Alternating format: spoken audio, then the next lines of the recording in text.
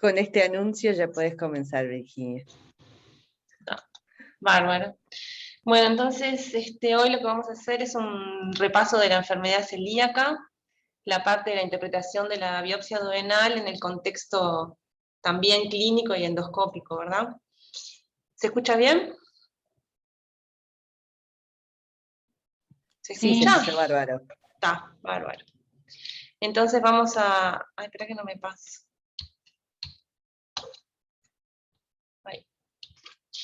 Entonces vamos a dividir la presentación en algunos puntos: la introducción, la biopsia duodenal, primero los aspectos normales, las características que tiene que tener la muestra, los hallazgos histológicos en la enfermedad celíaca y mencionar los diagnósticos diferenciales más importantes. Luego, el rol de la biopsia duodenal en el diagnóstico, ver qué pasa con la biopsia en los diferentes tipos de enfermedad celíaca, potencial, seronegativa y refractaria, mencionar brevemente las complicaciones y las consideraciones finales. Con respecto a la introducción, vamos a ver un poco lo que es la definición, epidemiología y las variantes, que ha habido como una actualización del tema, y que está bueno, que nos pareció importante presentarlos. Bueno, como ustedes saben, la enfermedad celíaca, como se muestra acá, es una enfermedad que tiene historia. Ya hay una primera descripción, o como que hay como un intento de describir en el primer siglo después de Cristo. Hay en algunos libros como algo escrito referente a la enfermedad. Luego hay, desde ahí hasta la primera descripción, hay un largo trecho. En 1887 se reporta la primera descripción clínica y se habla de la importancia de la dieta en el control de la enfermedad. Luego, en 1950, se le da importancia, se destaca que la dieta libre de gluten es importante en el manejo de la misma, y en 1961 se descubre el anticuerpo antigliadina, que es el primer test serológico no invasivo para la enfermedad celíaca. Y en 1970, entonces, surge la primera definición, que dice que es una condición permanente de intolerancia al gluten con atrofia de la mucosa, que revierte a lo normal con la dieta libre de gluten y que recae con la introducción del gluten, esa atrofia mucosa. Y fíjense que en este momento, en esa fecha, 1970, se requería de una biopsia en el momento de los síntomas, una biopsia en el momento que se revertía de lo normal, y una biopsia cuando volvía a recaer. O sea que eran 3 momentos de biopsia para hacer el diagnóstico de enfermedad celíaca. Desde 1970 hasta el momento actual, toda la evidencia científica acumulada hizo que se hiciera como una revisión, se actualizaran los conceptos, y en el 2012 la Sociedad Europea de Gastroenterología Pediátrica publica una definición actualizada de la enfermedad celíaca, donde se menciona que es un desorden sistémico, inmunológicamente mediado por el gluten y sus prolaminas, en sujetos genéticamente susceptibles, caracterizado por una variable combinación de las características que voy a mencionar ahora. 1, manifestaciones clínicas relacionadas al gluten. 2, anticuerpos específicos de enfermedad celíaca, que son sobre todo el anticuerpo antitransglutaminasa tisular, la IgA, en realidad es lo más importante. También vamos a ver que en algunas situaciones se usa el anticuerpo antiendomicio, IgA también, y más raramente el anticuerpo antipéptido diaminado de la gliadina, que también tiene su utilidad. 3 es la susceptibilidad genética específica. Los pacientes tienen haplotipos vinculados al antígeno leucocitario humano DQ2 en el 95% de los casos, y DQ8 en el 5% de los casos. Y por último, tiene la enteropatía, que es la enteritis, que es la inflamación de la mucosa, ¿no? Que se caracteriza por aumento de linfocitos intraepiteliales, inflamación crónica de la lámina propia y atrofia vellositaria. O sea que tiene una combinación variable de estas 4 características que mencionamos. El tratamiento estándar sigue siendo la dieta libre de gluten, que resuelve los síntomas, lleva a la normalidad de la mucosa duodenal y previene las complicaciones. ¿Qué pasa con la epidemiología? Lo que ha pasado es que su incidencia y su prevalencia ha aumentado en las últimas 5 décadas en todas las regiones geográficas. Ya no es más una enfermedad como se describía tradicionalmente de niños europeos, ¿no? Sino que ahora se ve que se ve en todas las regiones del mundo, en todos los rangos etarios, y no es que se diagnostique tardíamente, sino que se puede despertar en un rango etario tardío. La prevalencia varía de 0,7% a 1,4%, es alrededor de 1% de la población en casi todas las regiones. Es una enfermedad global en todo el mundo, como decíamos, esto es lo que está cambiando, y las variaciones dependen de las variaciones de la prevalencia dependen de la cantidad de exposición de gluten en la dieta, de los factores genéticos, otros que no sean el HLA, y de factores ambientales aún no dilucidados. Por ejemplo, en los países asiáticos, que antes no se veía esta enfermedad celíaca, a medida que se fue introduciendo la dieta con gluten, fue empezando a aparecer, se vio que empezó a aparecer la enfermedad celíaca. Y ahora, como eso ya se ha globalizado, es que también se ha globalizado la enfermedad.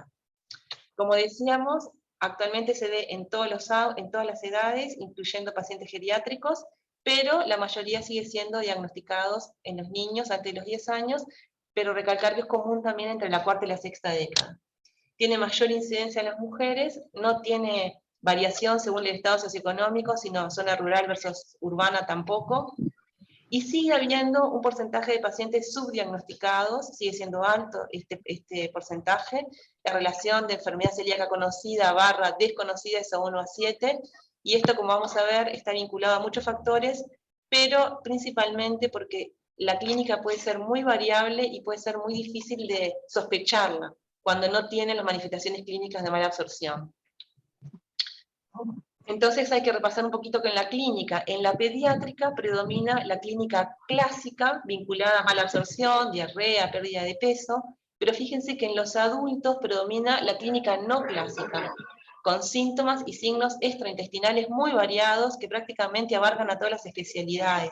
O sea que si el médico clínico no la sospecha, es difícil que a veces se llegue al diagnóstico. Fíjense que los síntomas varían desde constipación, anemia, osteoporosis, alteraciones en el funcional hepático, desórdenes neurológicos, desórdenes en la piel, y fíjense que un 21% además no tiene síntomas. Entonces, eso es lo que hace que hoy por hoy igual sea una enfermedad subdiagnosticada. Los síntomas extraintestinales son comunes en ambos, pero en pediatría se asocian a la clínica clásica además, lo que no pasa en el adulto. ¿Qué ha pasado entonces en este tiempo que se ha visto, que se han visto toda esta variabilidad epidemiológica, serológica y variabilidad en el daño duodenal? Ha hecho que se reúnan aproximadamente 7 países y 16 médicos expertos, y se reunieron y trataron de unificar definiciones y variantes, y es lo que se llama las definiciones de Oslo de las variantes de la enfermedad celíaca. En todo este periodo donde había mucha variabilidad, había diferente terminología, y lo que se hizo es tratar de unificar la terminología para que todo el mundo hable de la misma manera, y reconocer las diferentes variantes principales. Así tenemos que la enfermedad celíaca clásica es cuando se habla de que tiene una clínica clásica, signos y síntomas de malabsorción típicos, diarrea, esteatorrea, pérdida de peso, falla en el crecimiento, anemia, etc. Luego tenemos la enfermedad celíaca no clásica, que es la típica, donde la clínica es de colon irritable o de disfunción hepática, como decíamos, manifestaciones extraintestinales, disfunción tiroidea, síntomas neurológicos y psiquiátricos, alteraciones de la menarquia y de la menopausia, incluso infertilidad, ¿verdad? Lo que más o menos decíamos, todo este rango de presentaciones clínicas. También tenemos la enfermedad celíaca asintomática o silente, que no tiene síntomas aún evitando la dieta libre de gluten, y esto se diagnostica sobre todo en los test de screening que se hace en las familias. Cuando aparece un paciente celíaco, se empieza a testear a la familia, y ahí muchas veces surge la enfermedad celíaca asintomática, que no es lo mismo que la enfermedad celíaca subclínica, porque acá tienen síntomas, pero sutiles, y nadie se da cuenta hasta que se les saca, hasta que se sospecha, y se hace el diagnóstico de enfermedad celíaca y se le saca el gluten. Y ahí se ve que había síntomas como cefaleas o astenia que mejoran después que se saca el gluten de la dieta. También tenemos la enfermedad celíaca refractaria, que es cuando los signos y síntomas persisten o son recurrentes después de 12 meses de la dieta libre de gluten, en ausencia de otras causas de atrofia o complicaciones malignas. Por eso es muy importante la biopsia en esta etapa de la enfermedad. La enfermedad celíaca potencial o latente es cuando los pacientes tienen una mucosa intestinal normal o tienen lesión de signos mínimos, por ejemplo, solo aumento de linfocitos intraepiteliales, con serología positiva, ¿tá? Y pueden ser sintomáticos o asintomáticos, o sea, que pueden tener síntoma o no, pero no hay daño mucoso, y a eso se le llama enfermedad celíaca potencial o latente. Después tenemos la enfermedad celíaca seronegativa, que es cuando no están los marcadores serológicos típicos que mencionamos, ¿verdad? Sí tienen los signos y síntomas de malabsorción, tienen la atrofia vellositaria asociada, por supuesto que tienen que tener sí o sí la susceptibilidad genética para hacer el diagnóstico de esta enfermedad. Y después tenemos otra variedad, que es la no respondedora, que es un poco antes de ser refractaria, cuando los síntomas y síntomas persisten con la dieta libre de gluten, pero es antes de los 12 meses, y en realidad dentro de la no respondedora entra la refractaria, la que tiene respuesta lenta o la que tiene enfermedades asociadas. Así que eso era un poco para introducirnos en el tema de la enfermedad y sus variantes, donde la biopsia tiene un rol muy importante en las diferentes etapas. Con respecto a los aspectos normales, como ustedes saben brevemente que vamos a mencionar, la absorción se realiza en el intestino delgado proximal y se requiere de las enzimas funcionantes que están en el ribete del cepillo de los enterocitos, y tiene que haber un suficiente número de enterocitos para que esto suceda, así como también mecanismos de transporte transcelular funcionantes y un flujo linfático y vascular no obstruido. Son todas las condiciones que se tienen que dar para que haya una absorción normal de los alimentos. Muchas enfermedades que afectan el intestino proximal llevan a la malabsorción y tienen alteraciones morfológicas en la biopsia duodenal que se caracterizan por inflamación. Por eso hay que estar atenta de las características diagnósticas y de los diagnósticos diferenciales. Y la endoscopía es muy importante porque permite la visualización directa de la mucosa y la toma de biopsias. El gluten, que es rico en aminoácidos de prolamina y glutamina, resiste a la digestión del estómago y pasa intacto como proteína muy inmunogénica a la mucosa del intestino delgado proximal. Y en los pacientes que tienen susceptibilidad genética, desencadena todo un proceso inflamatorio que lleva a los daños de la mucosa característicos de enfermedad celíaca. Para repasar la mucosa normal, como todos saben, las vellosidades intestinales son como proyecciones digitiformes que salen a la luz del intestino, y que entre las mismas están las criptas del Lieberkühn, que son por el contrario, como imaginaciones, ¿verdad? Pues tenemos las vellosidades con las criptas asociadas entre las mismas. Acá tenemos un corte histológico donde muestra las vellosidades en continuación con las criptas del Lieberkühn. Es muy importante tener una muestra bien orientada y evaluar las características de la mucosa duodenal en estas características para diagnosticar la atrofia vellositaria, ¿verdad?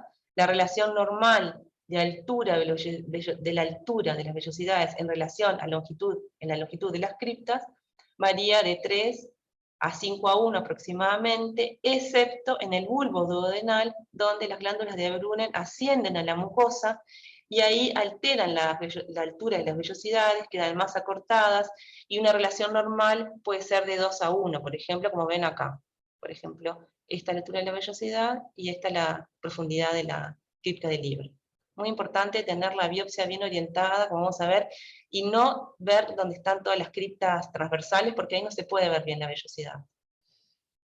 Lo otro importante de la biopsia normal son los linfocitos intraepiteliales. Y el conteo de los linfocitos intraepiteliales, tanto la cantidad como el conteo, ha variado mucho en las últimas décadas. Fíjense que antes de la endoscopía, cuando se hacía la cápsula yeyunal, en el yeyuno más distal hay más linfocitos intraepiteliales normales que en la biopsia duodenal. Entonces antes se hablaba de 40 linfocitos intraepiteliales cada 100 células epiteliales como normal. Pero ahora claramente, como las biopsias son con el advenimiento de la endoscopía, y las biopsias son en el duodeno y en el bulbo duodenal, se ha visto que el número normal de linfocitos intraepiteliales redondea alrededor de los 11 cada 100 células epiteliales, ¿verdad? Esto es variable, puede haber más, y es como un aumento inespecífico, y el límite actual que se considera en la mayoría de las publicaciones es de 25 linfocitos intraepiteliales. Ese sería el límite normal. Ya más de 29 es patológico, ¿verdad? 30 ya es claramente patológico. Importante que el fenotipo normal, como vamos a ver para la enfermedad celíaca refractaria, es que son linfocitos T con este fenotipo, CD3 positivo, CD8 positivo. Y lo importante es que normalmente son más numerosos en la base que en la cripta, ¿tá? Y se le llama que tiene un patrón decreciente. O sea que no solamente importa el número, sino que también la distribución de los linfocitos. para hacer el diagnóstico de linfocitos intraepiteliales y ver la especificidad que tenga con la enfermedad celíaca. En la punta de las vellosidades no puede haber más de 6 cada 20 células. Más de 6 también es diagnóstico de enfermedad celíaca. Acá vemos una vellosidad normal con sus células normales y sus linfocitos intraepiteliales. Es importante también la lámina propia. La lámina propia tiene que tener linfocitos, plasmocitos, pocos eosinófilos, pequeños acúmulos linfoides en los niños. Es importante destacar que se vean los plasmocitos, como vamos a ver, porque en algunos trastornos inmunológicos pueden tener características similares a la enfermedad celíaca, pero carecen de plasmocitos. O sea que hay que evaluar la altura de las vellosidades, los linfocitos intraepiteliales y las características de la inflamación de la lámina propia. ¿Qué pasa con la endoscopía en la enfermedad celíaca? Esto sería el hallazgo más característico, más típico, que es la pausicidad o pérdida de los pliegues mucosos. También se ve lo que se llaman pliegues mucosos festoneados, también un aspecto en mosaico, nodularidad, o un aumento de la visibilidad de la vascularidad, ¿verdad? ¿Qué es lo que quiero destacar acá? ¿Perdón? Que yo no lo veo nada. sí. Ay. Lo importante es que el hallazgo, lo que me gustaría resaltar acá, además de los patrones que pueden ser diferentes y que es importante tener el resultado de la endoscopía, es que el hallazgo de una mucosa normal no excluye el diagnóstico. Y que el 43% de hallazgos histológicos de enfermedad celíaca pueden tener una endoscopía normal. Y que 48% de hallazgos histológicos pueden perderse si las biopsias se obtienen solo cuando se detectan anomalías en la endoscopía. O sea que una mucosa normal, no hay que dejar de biopsiarla y no excluye el diagnóstico de enfermedad celíaca. La biopsia siempre está recomendada independientemente de los hallazgos endoscópicos si se sospecha enfermedad celíaca. Entonces, ¿cuáles son las características generales de la enfermedad, de la biopsia duodenal en la enfermedad celíaca? Las características generales. Primero, que hay una variabilidad en la severidad de los cambios en la distribución. Hay una distribución parcheada que es variable entre un 19 y 64% de los casos, que es más común en niños que en adultos. Y que un porcentaje importante está restringida al bulbo duodenal. A veces solo una pequeña porción del bulbo está afectada con atrofia vellositaria, mientras que el intestino distal al bulbo solo hay linfocitosis intraepitelial. Es muy importante siempre correlacionar las dos topografías, porque a veces uno ve solo linfocitosis intraepitelial y queda con esa duda de los diagnósticos diferenciales de linfocitosis intraepitelial, y que enfermedad celíaca potencial, y que, bueno, y no sé qué, y uno vuelve al bulbo y ahí encuentra la atrofia, teniendo mucho cuidado de que el bulbo duodenal tiene esa relación vellosidades y criptas menor que el resto, y que puede haber simuladores de atrofia como ya vemos. Pero es importante que hay una parte de la enfermedad que solo está restringida al bulbo duodenal. Y lo otro es, como es una enfermedad parcheada, que una sola biopsia duodenal puede subdiagnosticar, puede caer en un diagnóstico erróneo de normalidad en un 50% de los casos, y cuando se hacen 4 o más biopsias, el error diagnóstico cae a 5%. Incluso en pacientes sintomáticos con serología positiva, a veces solo el 50%, solo la mitad de los pacientes tienen cambio en las 4 biopsias. ¿Tá? Por eso es importante insistir en el número de biopsias y en la topografía de las biopsias. La biopsia de bulbo mejora la detección de la enfermedad celíaca en un 4% en niños y 8% en adultos. Entonces, el número de topografía de biopsias a tomar en cuenta es al menos una biopsia de bulbo duodenal, no más de 2, porque tampoco mejora el rendimiento diagnóstico, no es necesario hacer más, y 4 duodeno distal. Esto mejora además el acuerdo interobservador, mejora el diagnóstico, y lo otro importante para los endoscopistas es que hay que sacar una muestra, un pasaje, una muestra, un pasaje. Eso mejora la calidad de la muestra, porque ya sabemos que es muy importante que esté bien orientada, que no esté fragmentada. Entonces, esto es lo que hace que se mejore, ¿verdad? Y estos son lo que aconsejan las diferentes guías americanas y europeas de enfermedad celíaca. ¿Qué pasa con la orientación de la muestra, que es muy importante para el diagnóstico de la atrofia? Se requieren 3 a 4 vellosidades bien orientadas para lograr el diagnóstico. Fíjense que hay un porcentaje de biopsias mal orientadas en la literatura, que va de 10 a 54% de los casos, y que la forma de orientar, de lograr una mejor orientación, que bueno, que se ha estudiado, ponerlas en un papel determinado, orientarlas de una manera u otra. Lo que se aconseja, porque lo otro da trabajo y no se lleva a la práctica, es con mayor número de muestras y con profundización de la muestra. Para el diagnóstico precisamos 3 a 4 vellosidades bien orientadas. Hay que lograr eso como mínimo. Pero bueno, si tenemos 4 muestras distales y una duodenal, hay probabilidades de que haya 3 a 4 vellosidades bien orientadas para hacer el diagnóstico.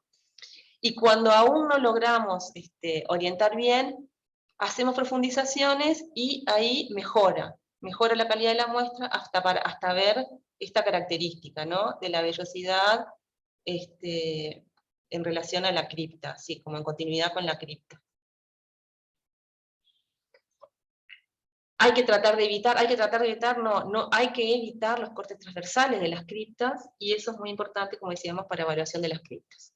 Entonces, ¿cuáles son las características de la enfermedad celíaca? Tiene 3 pilares, que es el aumento de linfocitos intraepiteliales, que siempre está presente y se habla de lesión mínima, la atrofia vellocitaria, que está en grados variables, que es más frecuente en niños y menos frecuente en adultos, y lo otro que hablábamos, ver la lámina propia, que está expandida, que tiene que tener linfocitos y plasmocitos, raramente tiene neutrófilos y puede tener eosinófilos. Cuando hay eosinófilos, no tienen que ser más de 25, más o menos, por campo, pero a veces no es tanto contarlos, sino que no sea el infiltrado de eosinófilos que sobrepase el otro infiltrado. O sea, todos están en cantidad mezclados normales. O sea, que no predominen los eosinófilos, porque están todo el tema de las eosinofilias, que bueno, que es un tema aparte, pero lo que aconsejan es así, bueno, no puede haber más de 25, pero en realidad que no sobrepasen, que estén como en el número mezclado con los otros, en un mismo número normal. Lo otro importante es que no hay una correlación exacta entre los hallazgos morfológicos y los síntomas y signos de la enfermedad.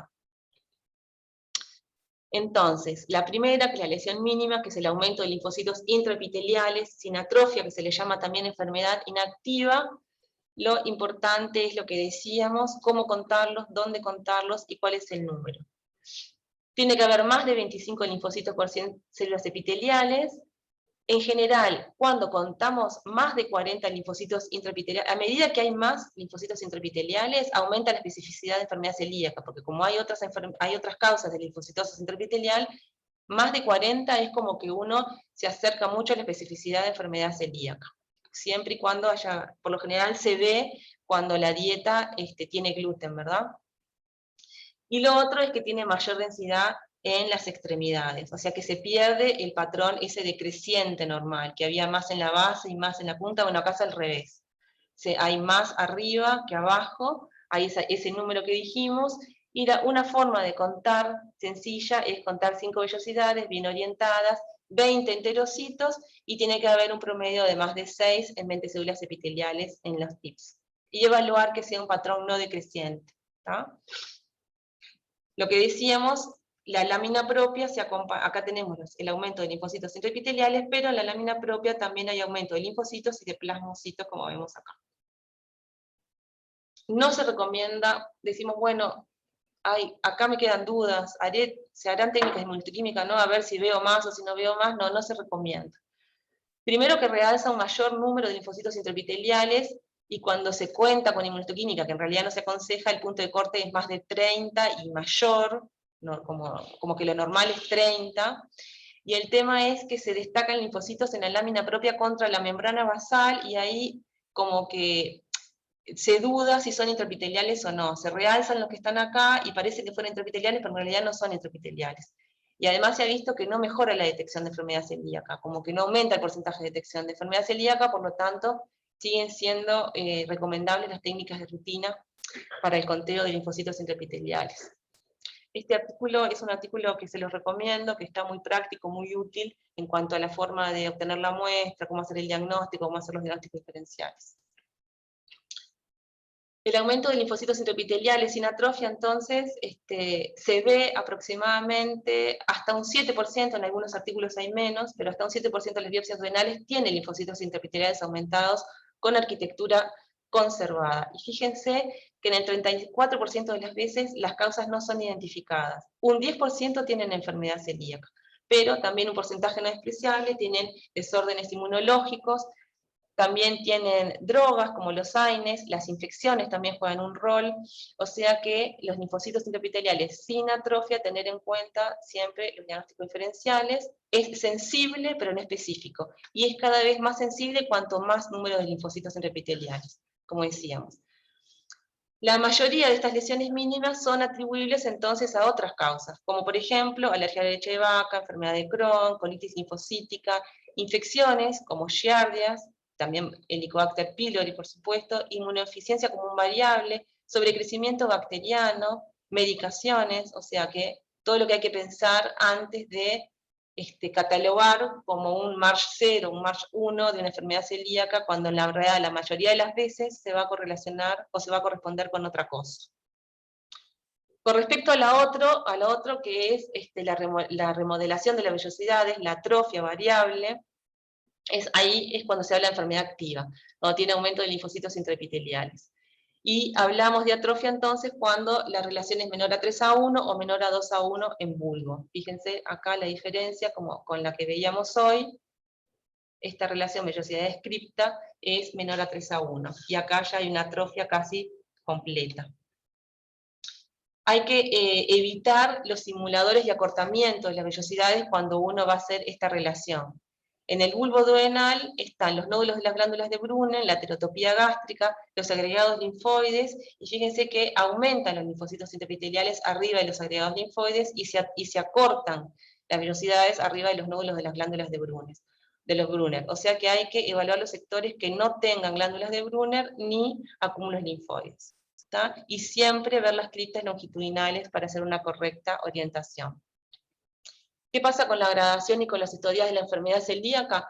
Como ustedes ya saben, la más utilizada es la clasificación modificada de Marsh, donde tenemos el Marsh 0, el Marsh 1, el Marsh 2 y el Marsh 3, que se divide en 3A a 3C. En el 0 tenemos la mucosa conservada, en el 1 solo hay aumento de linfocitos intraepiteliales, en el 2 se empiezan a elongar las criptas, no son las criptas como veíamos en el 1, normales, sino que se empiezan a elongar, y en el 3 es cuando ya empiezan a aparecer las vellosidades acortadas con las criptas elongadas, y la atrofia es variable y progresiva del 3A al 3C.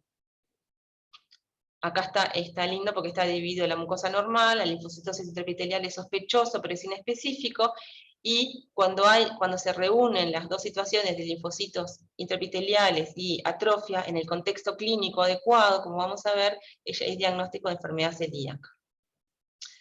Recientemente hubo una publicación de Marsh y sus colaboradores, donde él argumentó en contra de subclasificar las lesiones tipo 3, en 3A, 3B o 3C, porque puede ser engañoso, puede ser la misma lesión diferentemente orientada o en diferentes planos.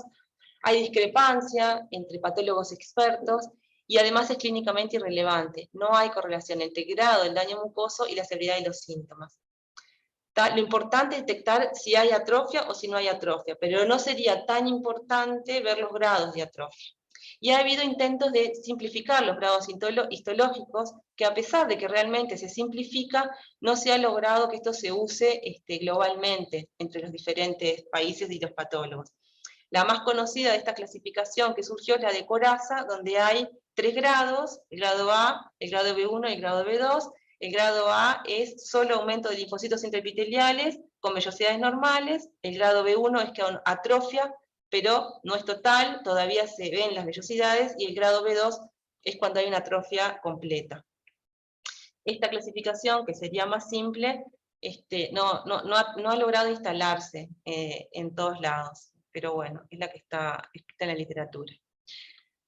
¿Qué pasa con la biopsia después de la dieta libre de gluten? Cuando recibimos una biopsia que sabemos que ya tenía el antecedente de enfermedad celíaca, que tuvo y que hizo el tratamiento adecuado, se deben de comparar las muestras pre y post tratamiento, se debe comentar en una nota si la morfología de las vellosidades y los linfocitos intraepiteliales mejoraron, si mejoró la lesión intestinal, y siempre comparar los sectores bien orientados.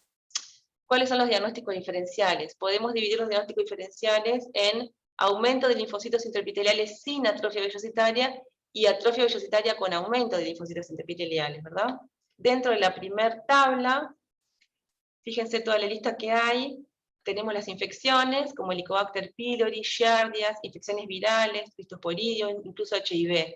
Luego tenemos medicaciones, sobre todo los AINES, alergia a la comida también, que están las proteínas de la leche, al pescado, arroz, al pollo. La sensibilidad al gluten, que no es enfermedad celíaca, enfermedades autoinmunes, inmunodeficiencia común variable, enfermedad de Crohn, colitis linfocítica, sobrecrecimiento bacteriano, y todavía un porcentaje, como decíamos hoy, hasta un 34% de las veces que se desconoce la causa. Y luego tenemos atrofia vellocitaria con aumento de linfocitos intraepiteliales, más difícil de diferenciar todavía si no tenemos el dato clínico. Las infecciones a veces se asocian a atrofia, pero tanto el Helicobacter como la giardiasis y como la virales, nunca la atrofia es severa. Es leve. Raros artículos han publicado un Helicobacter con atrofia leve a moderada. Simplemente saber que puede haber, y que hay que seguir pensándolas y buscándolas. Las medicaciones sí, en el 2012 hubo como una explosión de publicaciones relacionadas a las antagonistas de angiotensina 2, como el olmesartán y otros también, y también los inmunomoduladores y otros antineoplásicos como los inhibidores quinasa y los checkpoints, que dan una atrofia vellocitaria y un aumento de linfocitos intraepiteliales idénticos a la enfermedad celíaca, hay que estar alerta. También la alergia a comida, otro que no sea gluten, puede dar ciertos grados de atrofia, el sprue colagénico y el tropical, también enfermedades autoinmunes y la enfermedad de Crohn. O sea que siempre hay que estar alerta y correlacionar con el dato clínico. Dentro de estos diagnósticos diferenciales más comunes, ¿cuáles son las características que nos alertan que no son enfermedad celíaca? Y ojo, porque a veces coexisten.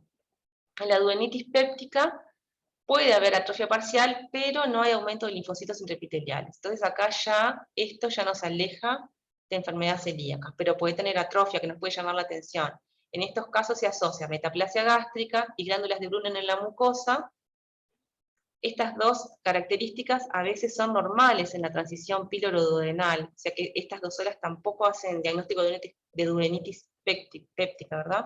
Tiene que asociarse sobre todo a polimorfos nucleares neutrófilos en el epitelio de superficie, o sea, erosiones, y también a veces polimorfos nucleares en la lámina propia, y aumento de plasmocitos en la lámina propia. O sea, que cuando vemos todo esto, podemos sospechar que es una duodenitis péptica, que puede tener atrofia, pero que no tiene aumento de linfocitos intraepiteliales. Puede coexistir con enfermedad celíaca, siempre correlacionar con la biopsia duodeno distal, porque, ojo, tal vez en el duodeno distal aparezca una linfocitosis intraepitelial, y eso nos puede hablar de que haya una lesión mínima por enfermedad celíaca. Entonces siempre correlacionar el bulbo duodenal con el bulbo distal y con el resto de la clínica. ¿Qué pasa con la inflamación del duodeno por Helicobacter pylori? Puede dar aumento de linfocitos intraepiteliales en el duodeno proximal, aunque siempre en un número menor, nunca da 40, más de 40, por eso decíamos que el número 40 a veces era como clave. Y raramente se ha descrito atrofia. Y siempre lo que miramos es la biopsia gástrica, a ver si en la biopsia, cuando viene la biopsia gástrica, se hay Helicobacter en la misma, y correlacionar con el resto de la paraclínica. Perdón.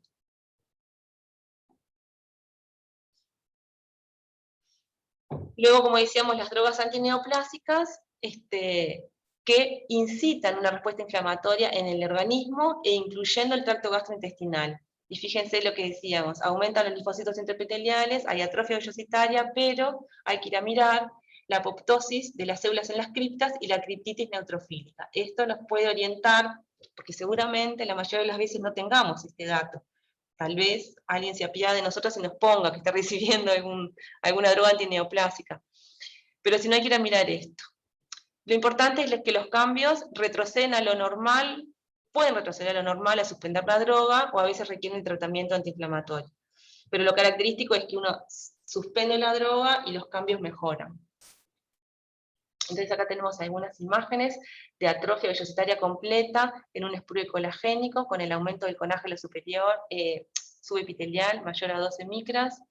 Esta es la inmunodeficiencia común variable, que es la que no tiene plasmocitos, por eso es importante mirar, fíjense en la atrofia, importante que tiene, pero no hay plasmocitos. Esto es el medicamento que les mencionaba, en distinguir la enfermedad celíaca con una atrofia completa y aumento de linfocitos intraepiteliales. Cryptosporidium, como se ven acá, revistiendo las vellosidades, y bueno, las giardias, que son más comunes de ver. Esta es una tabla que está en el artículo que les mencionaba, que está buena para tenerla, para imprimirla y tenerla al lado, porque da todas las características específicas de cada uno de los diagnósticos diferenciales. ¿Cuál es entonces el rol de la biopsia duodenal en el diagnóstico y en sus variantes? Y brevemente las complicaciones. El hallazgo histológico diagnóstico de enfermedad celíaca viene a ser la atrofia, o sea, la relación de vellosidades criptas menor a 2 en algunas partes de al menos una muestra, como decíamos. Y eso es consistente con la enfermedad celíaca, y eso es lo que se publica en las nuevas guías de la Sociedad Europea de Gastroenterología Pediátrica del 2020. No hay un consenso de que si es diagnóstico, por lo menos para tratar la lesión mínima suficiente de enfermedad celíaca, o sea, la de la linfocitosis intraepitelial. Lo que es diagnóstico seguro es la atrofia. ¿Ah? O sea que cuando uno vaya a reportarlo, la linfocitosis intraepitelial hay que ser cauteloso y siempre correlacionar con el resto de la clínica y pensar en los diagnósticos diferenciales. Si por ejemplo se hace una esófago-gastroduodenoscopía con un número y topografía normal de biopsias del duodeno distal y de bulbo, y el MASH es 0 o 1, entonces hay que revisar si la muestra está bien orientada, revisar la calidad de la muestra y consultar con patólogos experientes y revisar la histopatología, ¿verdad?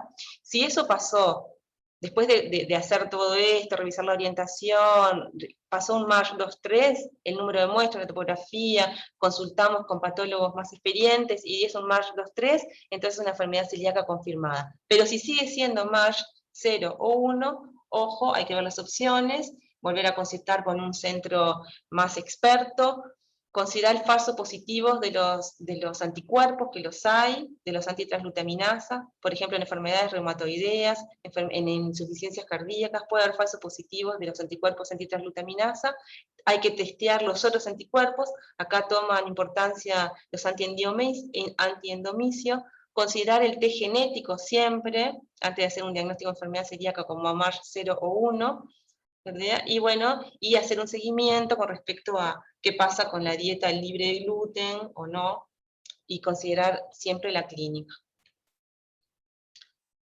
Fíjense qué interesante, entonces, cómo sería el diagnóstico de enfermedad celíaca. El estándar actual para hacer diagnóstico de enfermedad celíaca recomienda tener en cuenta 5 características, y la regla sería 4 de 5. 4 son suficientes para el diagnóstico. Y las características a tomar en cuenta son estas: los síntomas y signos típicos de diarrea y malabsorción, los anticuerpos positivos, el test genético positivo, la enteropatía y la respuesta clínica a la dieta libre de gluten. Fíjense que todas estas características requieren que la dieta tenga gluten, menos la de los test genéticos, que es la que no cambia. Todo lo demás se mejora cuando se saca el gluten, incluyendo los test serológicos. Cuando tomamos en cuenta estas 5 características, que solo precisamos 4 para hacer el diagnóstico, nos ayuda a identificar los subtipos que mencionábamos al principio. Si, por ejemplo, falta la característica 2, no hay anticuerpos, pero tenemos los otros 4, es la enfermedad celíaca seronegativa. Si, por ejemplo, falta el 4, no tenemos la lesión mucosa, estamos frente a una enfermedad celíaca potencial. Y, por ejemplo, si falta la primera, estamos frente a la enfermedad celíaca atípica, cuando los signos y síntomas son extraintestinales. La biopsia, por lo que vimos, es importante para el diagnóstico, es diagnóstico, excepto una situación que es en pacientes pediátricos con altos títulos de anticuerpo antitransglutaminasa, pero cuando el punto de corte, o sea, cuando hablamos de altos títulos, cuando el punto de corte de estos anticuerpos es más de 10 del punto de corte normal, porque cuando es 1 o 2 veces, ahí entran los falsos positivos de los anticuerpos antitransglutaminasa. También en esos casos, cuando vamos a evitar la biopsia, precisamos hacer los anticuerpos antiendomicio, que tienen que ser positivos, y los test genéticos, que tienen que ser positivos.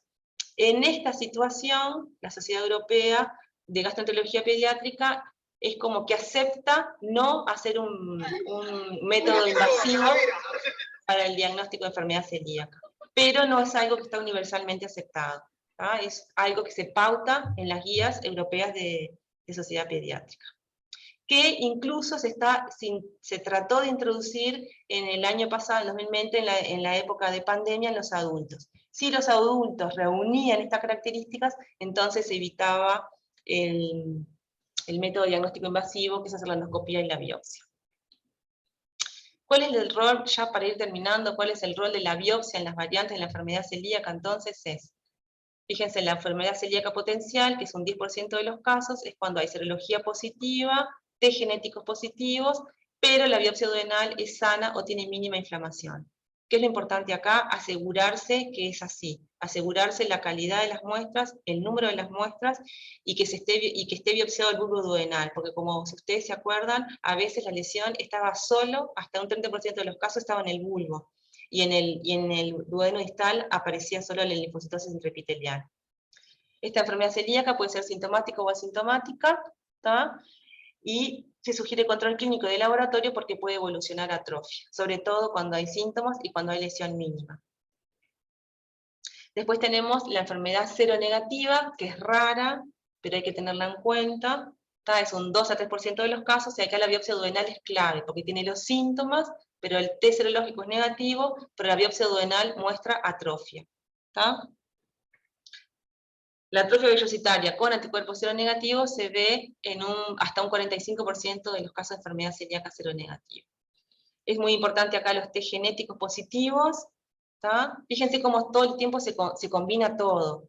Las 5 características que decíamos para el diagnóstico: la clínica, los test serológicos, la parte genética y la biopsia, para tratar de englobar todas las variantes de enfermedad celíaca. Esta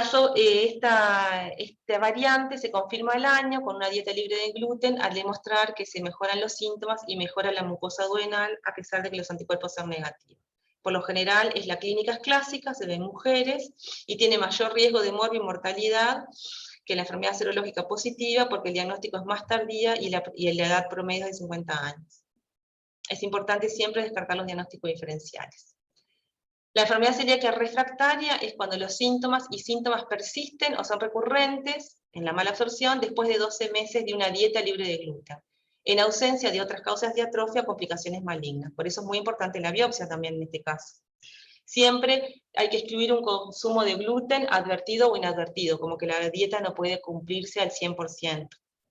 Y hay dos tipos de enfermedad celíaca refractaria: la tipo 1, que tiene el fenotipo de linfocitos intraepiteliales normal, que lo mencionamos en la mucosa normal, que es cuando los linfocitos intraepiteliales son CD3 positivos, CD8 positivos.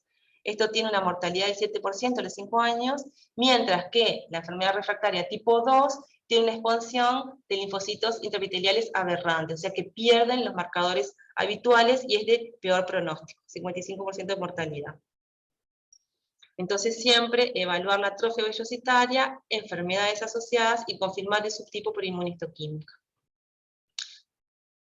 Brevemente, solo mencionar las complicaciones, que se dan sobre todo cuando hay un diagnóstico tardío, en mayores de 50 años, y cuando la dieta libre de gluten no es estricta, y eso da mayor mortalidad. Las complicaciones son hipoesplenismo, enfermedad celíaca refractaria, yeyoinoileitis ulcerativas y neoplasias malignas. Siempre uno piensa en el linfoma intestinal, pero también hay adenocarcinomas. El linfoma intestinal, sobre todo el linfoma no Hodgkin T, pero menos frecuentemente también hay linfomas B, y en general siempre los linfomas están precedidos por una enfermedad celíaca refractaria. Cuando se ve adenocarcinoma, que es raro, es más raro que el linfoma, no está precedida por enfermedad celíaca refractaria, pero es más común en pacientes con enfermedad celíaca que sin enfermedad celíaca, porque el adenocarcinoma ya sabemos que es raro en el intestino delgado, se ve más común en pacientes con enfermedad celíaca que sin enfermedad celíaca. Entonces, para terminar, la evaluación morfológica sigue siendo de importancia crítica para confirmar el diagnóstico de enfermedad celíaca, excepto en pediatría, en las condiciones que dijimos. Es importante, las condiciones de una buena muestra de la mucosa duodenal son claves para confirmar el diagnóstico y descartar diagnósticos diferenciales. Es importante el número de biopsias, la topografía, la orientación. Los criterios diagnósticos que mencionamos ayudan a evitar diagnósticos erróneos, no perder casos de enfermedad celíaca, seronegativa sobre todo, y preservar a pacientes de una dieta libre de gluten innecesaria. Lo importante es optimizar la muestra, y eso, como siempre, requiere coordinación del médico tratante, el endoscopista y el patólogo. Como en todas nuestras áreas, la comunicación con los clínicos y los clínicos intervencionistas es muy importante. Lo ideal sería un formulario de solicitud para el patólogo que tenga la razón para el estudio, el hallazgo endoscópico, si la dieta está libre de gluten o no, cuál es la característica de los test serológicos, cuáles son los antecedentes familiares, y si tiene test genéticos o no. ¿Y qué es lo que tiene que informar el anatomopatólogo al clínico? El número y topografía de las biopsias, si se logró una buena orientación de la muestra, el número de linfocitos intraepiteliales, la relación de altura, vellosidad y longitud de la cripta, la hiperplasia de las criptas sí o no, y la atrofia vellositaria. El grado, como vemos, es como discutible, pero está muy arraigado en nuestro medio, pero no es lo importante como para el diagnóstico. Y bueno, nada más por ahora. Bueno, muchas gracias, Virginia. Preciosa charla, la verdad que súper clara. No sé si alguien tiene alguna pregunta para hacerle a Virginia.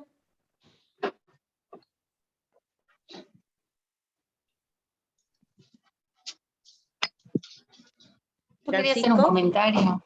Perdón. Francisco levantó la mano. Virginia, no, buenísima la charla, re ilustrativa. Te quería consultar una cosa, en el informe, ¿tú pones Sí. el MARSH automáticamente cuando te mandan la biopsia de planteo de enfermedad celíaca? ¿O pones, yo qué sé, duodeno con atrofia vellositaria, aumento de linfocitos intraepiteliales? Y, no sé, ver comentarios si esto podría corresponder a un MARSH alto alto si fuera una celíaca. Porque claro, si pones el MARSH automáticamente estás diciendo que es una celíaca. Digo, porque es una escala que se usa para eso. Claro, sí. En general, cuando el dato clínico viene como enfermedad celíaca, se pone atrofia vellositaria, linfocitos intraepitelial, y como nota, en realidad esto podría corresponder en el contexto clínico adecuado, según los hallazgos. Y ahí el MARSH. Ahí va. Pero cuando tenemos los datos clínicos, ¿no? Si no, es como que, sobre todo en el MARSH 01, como que no se aconseja mucho hablar mucho de enfermedad celíaca si no está todo lo que decíamos. No sé, Gabriela, si querés comentar algo con respecto a eso. En realidad yo quería hacer un comentario más para los residentes, o no sé si hay residentes escuchando, pero que sobre todo referente a las complicaciones y al linfoma, a los linfomas, que muchas veces se presentan como masa o como lesiones ulceradas, la importancia de muestrear no solo la lesión, sino de muestrear la mucosa adyacente y alejada, justamente para definir la existencia o no de una enteropatía asociada, ¿no? Solamente eso. No. No fui a la cantina. ¿Quieres decir algo, María Luisa?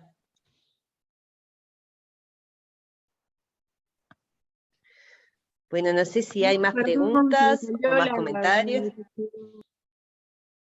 Buenísima la charla, me encantó y se me desactivó el micrófono.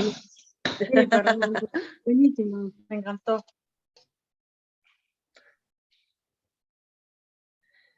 Bueno, si no hay más comentarios, bueno, damos por terminada la actividad de hoy. Muchas gracias, Virginia. Muy linda charla. Y bueno, y nos vemos la próxima. Bueno, gracias a ustedes. Chao.